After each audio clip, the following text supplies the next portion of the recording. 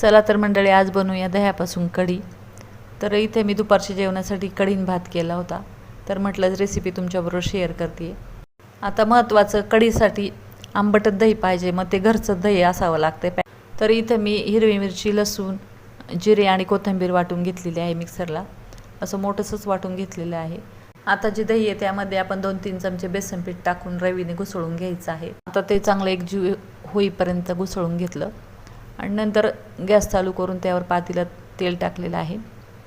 तेल गरम झाल्यानंतर आपण मोहरी टाकणार आहोत. मोहरी आणि जिरीची फोडणी द्यायची आहे. नंतर कढीपत्ता टाकायचा, हिंग टाकायचं आणि वाटलेलं जे वाटण आहे ते टाकून घेतलेलं आहे आणि हळद टाकायची. सगळं चांगल्या प्रकारे परतून घ्यायचं आहे आपल्याला.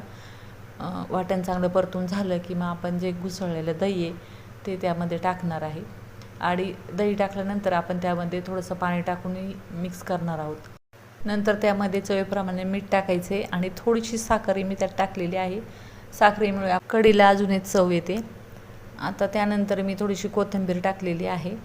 तिला अजिबात उकळी येऊन द्यायची नाही. उकळी आली तर ती फुटू शकते, म्हणून मंदच गॅसवर आपण ती थोड्या वेळ ठेवणार आहोत. आणि वरती आल्यानंतर आपण ती गॅस बंद करून द्यायचा आहे. आणि तयार आहे आपली अशी चटपटीत अशी कढी.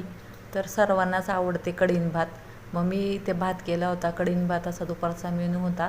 तर तुम्हाला रेसिपी कशी वाटली आणि तुम्ही कशा प्रकारे कढी बनवता तेही सांगा. तर इथे मी कढी आणि भात वाढून घेतलेला आहे गरम गरम. आणि आजचा मेनू कसा वाटला ते नक्की सांगा आणि चॅनलला लाईक, शेअर, सबस्क्राईब करा.